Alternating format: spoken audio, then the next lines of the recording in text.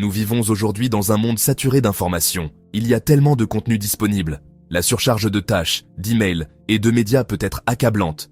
C'est aussi très stressant. La plupart des gens ont du mal à se déconnecter du travail. Ce n'est pas ainsi que l'on voudrait vivre sa vie. Il est donc essentiel de choisir la quantité d'informations que vous consommez. Le temps est également limité. C'est pourquoi il est crucial de décider de la quantité de choses que vous faites. Le secret pour y parvenir est de fixer des limites. Vous constaterez que fixer des limites réduira votre stress. Vous pourrez gagner plus de temps. Vous pourrez également travailler plus efficacement. Avoir moins de travail vous permet de vous concentrer. C'est l'essence de ce livre. Vous apprendrez à mettre en œuvre la simplicité dans votre vie. La simplicité consiste à identifier l'essentiel. Ensuite, il s'agit de se débarrasser du reste. Êtes-vous prêt à désencombrer votre vie? Pourquoi moins c'est puissant? Nous vivons dans un monde fini. Cela signifie que nous allons rencontrer des limites.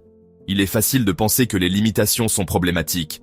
Puisque votre temps est limité, vous essayez probablement de le maximiser. Cela peut ressembler à un emploi du temps surchargé. Vous êtes tellement occupé que vous n'avez pas le temps de respirer. Le problème n'est pas le temps limité dont vous disposez. Le problème est d'essayer d'augmenter la quantité de travail que vous faites. Avoir trop de quoi que ce soit n'est pas une bonne chose. Cela s'applique aussi au travail. Faire trop de choses ne signifie pas que vous êtes productif ou efficace. Cela signifie souvent que vous vous surmenez. En conséquence, vous devenez stressé. Fixer des limites signifie que vous devez choisir judicieusement. C'est ce que l'auteur Leo Babauta appelle « choisir l'essentiel ». Cela vous permet de faire plus avec moins. Vous pouvez optimiser le temps et l'énergie dont vous disposez. Lorsque vous vous concentrez sur l'essentiel, vous pouvez faire plus avec moins de ressources. Trouvez-vous un aspect de votre vie accablant?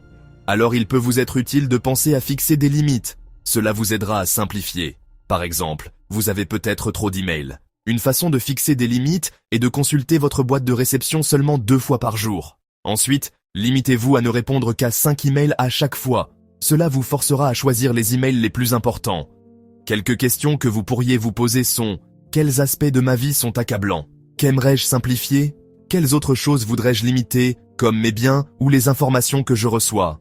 Ces invites peuvent vous aider à commencer à réfléchir à ce qui est essentiel. Réduire les choses à l'essentiel est ce qui contribuera à rendre la vie plus significative. Cela vous aidera également à être plus productif. Vous pouvez apprendre de cette histoire. 2 reporters travaillant dans un journal. Le premier reporter décide de travailler sur l'écriture de plusieurs articles chaque semaine. Il privilégie la production d'une grande quantité de travail. Il passe son temps à faire des recherches superficielles pour chacune de ses compositions. Chaque article sera court et rapide à produire. De cette façon, il peut atteindre son objectif d'écrire plusieurs articles chaque semaine. La quantité de travail qu'il fait est saluée. Son rédacteur en chef est très satisfait de lui. Le second reporter décide de faire le contraire. Il se fixe pour objectif d'écrire un article par semaine. Il décide de rendre cet article aussi bon que possible. Cela signifie qu'il prend son temps pour faire le travail. Le second reporter passe une journée à réfléchir et à penser à ce qu'il va écrire. Il passe les 2 jours suivants à faire des recherches. Il lit plusieurs sources. Il interroge plusieurs personnes. Il passe les jours restants à écrire, éditer et vérifier les faits de son article. L'article du second reporter finit par remporter le prix du meilleur essai de la semaine. Il remporte des prix. Il obtient une reconnaissance internationale. Il vaut au second reporter une promotion au journal. La différence entre ces 2 écrivains est ce qu'ils font avec leurs limites. Le premier reporter a essayé de faire le plus possible avec un temps limité. Le second reporter a passé son temps limité avec moins, mais l'a bien fait. C'est ainsi que fixer des limites vous aide à vous concentrer sur l'essentiel. Cela vous rend plus productif. Choisir l'essentiel et simplifier. Comment déterminez-vous ce qui est essentiel? Choisir l'essentiel aide. Vous réduisez ce que vous avez à faire. Cela s'applique aussi à ce que vous devez savoir. Cela aide à réduire la quantité d'informations que vous recevez. Vous pouvez également réduire le nombre de choses dont vous êtes responsable. Voici quelques questions que vous pouvez vous poser pour vous aider à déterminer ce qui est essentiel. Quelles sont vos valeurs? Identifiez ce qui est important pour vous. Réfléchissez à la façon dont vous voulez vivre votre vie. Celle-ci devrait dicter ce que vous choisissez de faire. Par exemple, vous valorisez le temps passé avec votre famille. Cela signifie que tous les objectifs ou projets ne devraient pas interférer avec votre temps en famille. Quels sont vos objectifs? Qu'est-ce que vous visez à accomplir au fil du temps? Cela peut être sur la journée, la semaine prochaine, le mois prochain ou une année. Sachez ce que vous voulez. Cela vous aidera à décider si une tâche vous aidera à atteindre votre objectif. Par exemple, votre objectif est d'écrire un roman. Les étapes que vous entreprendriez seraient la rédaction d'un manuscrit. Cela pourrait être de trouver un éditeur. Cela n'inclurait pas le babysitting. Cela ne vous rapprocherait pas de votre objectif. Qu'est-ce que vous aimez? Cela s'applique aux activités, aux hobbies, aux intérêts et aux personnes. Par exemple, vous aimez peut-être nager chaque week-end. Vous aimez peut-être passer du temps avec votre partenaire chaque soir. Qu'est-ce qui est important pour vous? Listez vos plus grandes priorités dans différents aspects de votre vie, comme vos relations et votre travail. Qu'est-ce qui a le plus grand impact? Regardez la liste de vos projets. Réfléchissez à celui qui aurait le plus de signification. Par exemple, choisir entre un appel, une réunion et la rédaction d'un rapport. Disons que les appels sont avec des clients qui dépensent $100 chacun pour votre service. La réunion est avec un client qui paiera $1000. Le rapport est quelque chose que la plupart des gens ne liront peut-être pas. Dans ce cas, la réunion a le plus grand impact. Par conséquent, elle est la plus essentielle. Qu'est-ce qui a le plus grand impact à long terme? Qu'est-ce qui aura la plus grande valeur sur une longue période?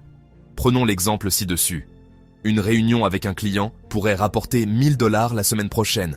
Cependant, une campagne de marketing pourrait générer $100 000 au cours de la prochaine année. N'oubliez pas que l'impact ne doit pas toujours être financier. Il peut s'agir de toute mesure que vous estimez précieuse. Besoin contre désir. Ceci est utile lorsque vous devez dépenser pour quelque chose. De quels articles avez-vous besoin? Quels articles sont juste des choses agréables à avoir? Éliminez le non essentiel. Travaillez à rebours lorsque vous avez du mal à déterminer ce qui est essentiel. Parcourez la liste de toutes vos tâches à faire. Rayez ce qui n'est pas essentiel. Par exemple, laver votre voiture n'est pas aussi important que de payer vos factures.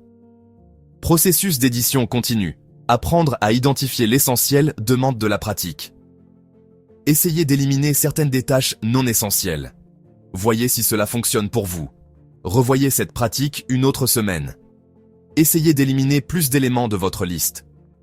Votre objectif est de continuer jusqu'à ce qu'il n'y ait plus rien à éliminer. Cela signifie que vous avez identifié tout ce qui est essentiel pour vous. Vous pouvez utiliser ces invites pour n'importe quel domaine de votre vie. Cela peut être pour des projets, vos emails ou vos objectifs. Cela peut aussi être pour nettoyer votre maison. Disons que vous essayez de gérer votre boîte de réception. Vous recevez des centaines d'emails par jour. Dans ce cas, utilisez quelques invites pour vous aider à choisir quelques emails à répondre. Cela peut être de 3 à 5 emails auxquels vous pouvez répondre. Cela rend la quantité de travail gérable. Vous devez prendre le temps de passer par ce processus. Par exemple, travaillez-vous sur ce qui est essentiel? Y a-t-il des choses que vous faites que vous pourriez reporter en attendant? Prendre le temps de réfléchir à cela peut vous aider à simplifier votre vie. N'oubliez pas que se concentrer sur l'essentiel ne consiste pas à tout supprimer. Il s'agit de faire de la place pour ce qui est le plus important pour vous. Que se passe-t-il lorsque d'autres vous demandent de faire quelque chose que vous ne jugez pas essentiel? Ce genre de situation signifie dire non. Dire non au non essentiel signifie dire oui à ce qui est essentiel. C'est être honnête sur votre capacité. Lorsque vous dites non, vous dites aux gens que vous n'avez pas plus de temps pour en faire plus. Cela peut être inconfortable au début, mais vous vous améliorerez avec la pratique. L'avantage d'apprendre à dire non est que les autres respecteront votre temps. Ils vous respecteront également pour être honnête avec vos engagements. Objectifs et projets simples. Avez-vous des objectifs en tête? Si vous êtes comme la plupart des gens, alors vous en avez probablement plusieurs. Vous pourriez vouloir apprendre une langue, courir un marathon ou écrire un livre. Ce sont de beaux objectifs. C'est excitant d'énumérer des objectifs. C'est aussi simple. La difficulté est de les atteindre. Atteindre votre objectif demande beaucoup d'énergie, de concentration et de motivation. Ce sont des ressources limitées. Avoir trop d'objectifs vous épuisera. Vous ne consacrerez pas les quantités nécessaires d'énergie, de concentration et de motivation à chacun d'eux. Avez-vous déjà commencé un nouvel objectif et abandonné après quelques jours ou semaines? Cela pourrait en être la conséquence. C'est pourquoi fixer des limites est essentiel pour atteindre ces objectifs. Limitez-vous à quelques objectifs à la fois. De cette façon, vous pourrez les atteindre. Le système. Un seul objectif est une méthode pour y parvenir. Le système. Un seul objectif exige de se concentrer sur un seul objectif à la fois.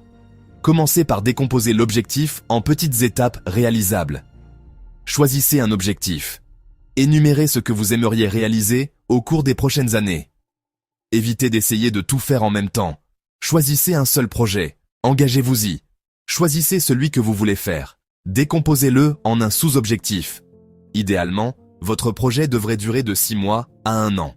Si c'est plus long, rester concentré peut être difficile. Les projets à long terme doivent être décomposés en objectifs plus petits. Objectif hebdomadaire. Avoir un objectif hebdomadaire vous aide à vous rapprocher de votre sous-objectif. Action quotidienne. Un objectif quotidien est une version plus petite de l'objectif hebdomadaire. Il peut s'agir d'une action spécifique pour vous aider à atteindre votre objectif hebdomadaire. Ce devrait être votre tâche la plus importante de la journée. Cela vous aidera à rester concentré et motivé. Évitez de le reporter. Il y a aussi des moments où un seul projet n'est pas idéal. La plupart du temps, un projet est mis en attente. Donc, vous ne passez pas à l'étape suivante tout de suite. Dans ce cas, vous pouvez essayer d'utiliser la méthode de la liste de projets simples. Les projets simples exigent d'énumérer tous les projets que vous pourriez avoir. Ensuite, vous devez choisir les 3 meilleurs au total. Ceux que vous ne sélectionnez pas restent sur une autre liste. Cette liste s'appelle la liste d'attente. Ce sont tous les projets sur lesquels vous ne travaillez pas actuellement. L'objectif est de terminer les 3 projets sur projet simple. Ensuite, vous pouvez prendre les projets de la liste d'attente. Cela aide à maintenir vos projets à un niveau gérable. Vous n'avez qu'à vous concentrer sur un nombre limité. N'oubliez pas que fixer des limites est la clé. Avoir 3 projets ne signifie pas travailler sur eux tous en même temps. Cela signifie que lorsqu'un projet est en attente, vous pouvez travailler sur une autre tâche d'un deuxième projet. 3 projets est un nombre généralement gérable. En faire plus de 3 peut entraîner l'épuisement professionnel. Alors vous ne serez pas aussi productif. N'oubliez pas de vous concentrer sur l'achèvement. Le but des projets est de les terminer. Cela signifie que vous devez vous concentrer sur la progression de votre projet. Par exemple, vous avez décidé de devenir avocat après avoir obtenu votre diplôme universitaire. C'est votre seul objectif. Ce sera ce sur quoi vous vous concentrerez pour les prochaines années. Devenir avocat est un objectif important. Cela nécessitera de le décomposer en de nombreux autres sous-objectifs, objectifs hebdomadaires et actions quotidiennes. À partir de votre seul objectif, vous pouvez le décomposer en sous-objectifs. Par exemple, vous devrez aller à la faculté de droit. Aller à la faculté de droit prendra au moins 3 ans. Comme le délai est encore assez long, vous devrez le décomposer davantage. Cela le rend moins accablant. Une façon de décomposer ce sous-objectif est d'identifier les facultés de droit potentielles. Commencez à lire leur programme. Une action quotidienne pourrait être de lire le programme d'au moins une école. Les sous-objectifs prennent quelques mois à être complétés. Les objectifs hebdomadaires doivent être atteints chaque semaine. La clé ici est de décomposer les objectifs importants en objectifs plus petits. Cela le rend moins accablant. Des sous-objectifs plus petits rendent les choses plus gérables. Quand cela semble sans effort, vous êtes plus susceptible de le faire. Sur la motivation, l'une des choses les plus difficiles pour atteindre un objectif est de rester motivé. Il peut devenir ennuyeux ou épuisant de faire quelque chose pendant si longtemps. Rester constant est nécessaire pour atteindre vos objectifs. Cela demande de la patience et de la motivation.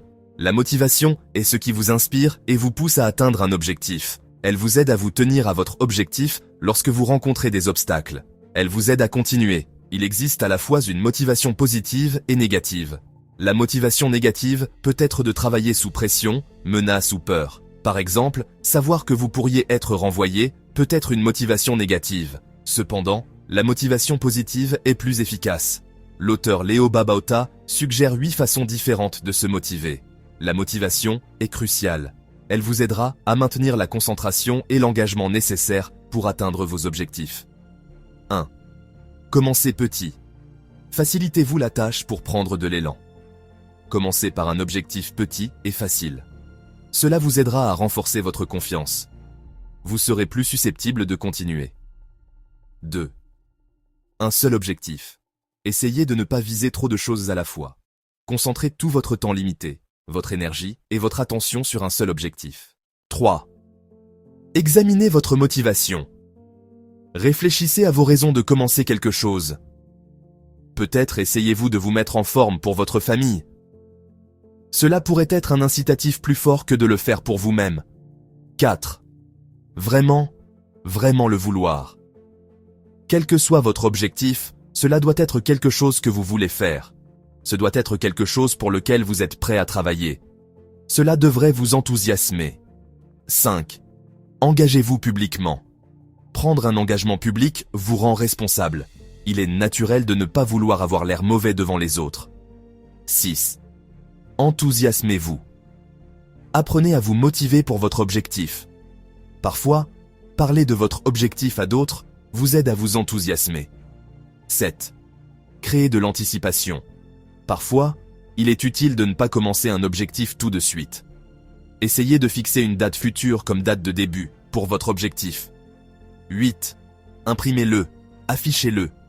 Faire de votre objectif un mantra peut vous aider à rester motivé. Par exemple, faire de l'exercice 15 minutes par jour. Vous pourriez l'afficher sur votre mur, votre réfrigérateur ou votre bureau. Cela fonctionne comme un rappel de votre objectif. Cela vous aidera à rester concentré et enthousiaste. Conclusion. Tout d'abord, vous avez appris comment fixer des limites vous aide à accomplir davantage. Limiter le nombre de vos tâches vous permet de maximiser votre temps et votre énergie. Il vaut mieux faire une chose bien que plusieurs choses mal.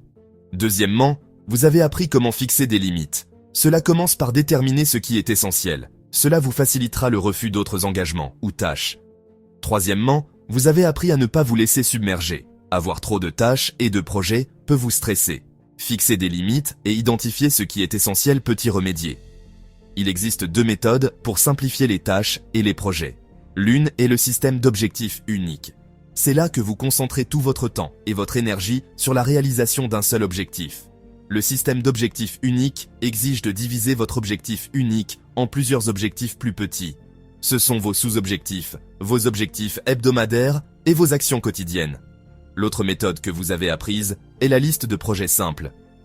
Quatrièmement, vous avez appris l'importance de la motivation. La motivation est cruciale pour atteindre vos objectifs. Il existe de nombreuses façons de maintenir votre motivation. Commencer petit est un bon exemple. C'est normal de se sentir stressé. Ne vous laissez pas abattre par la quantité de travail que vous avez. Il est possible d'avoir une vie avec plus de temps. Vous pouvez trouver une façon de vivre plus gérable. Vous pourrez trouver du temps pour faire les choses que vous aimez. Vous pouvez passer votre temps comme vous le souhaitez.